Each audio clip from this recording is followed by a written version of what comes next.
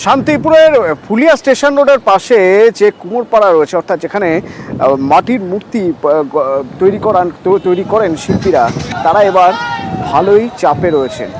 তারা রীতিমতো ভয়ে রয়েছেন যে তারা যে বরাত নিয়েছেন পুজোর সময় তা শেষ করতে পারবেন তো। তারা আশঙ্কা করছেন তাদের যে স্টুডিও যেখানে তারা মূর্তি করেন সেখানে জল ঢুকে যেতে পারে হু হু করে, যে কোনো দিন ভারী বৃষ্টি হলে তো বটেই। কেনই আশঙ্কা করছেন তারা? আমার সঙ্গে রঞ্জিত রয়েছেন প্রতিনিধি, বলতে পারবেন রঞ্জিত।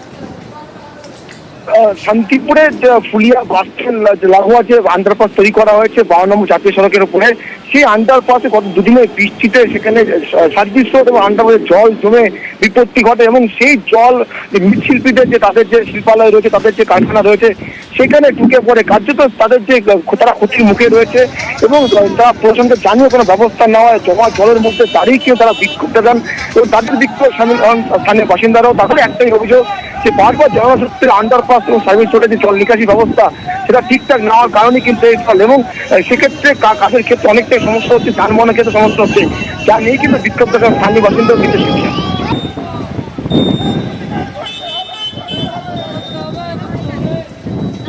জল, বাজারের জল সাবয়ে দিয়ে ঢুকে আমাদের পালপাড়ায় সব আমরা ঠাকুরের বিজনেস করি, ঠাকুরের কাজ।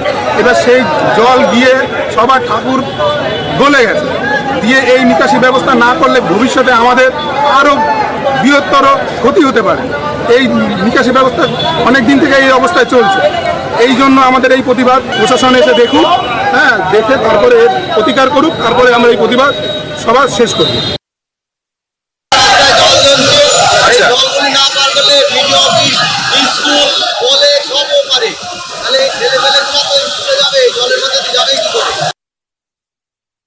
ওই ব্রিজ করার পরে রাস্তায় ওই জল জমা হয়ে ওদিকে জলটা সব এদিকে চলে আসে।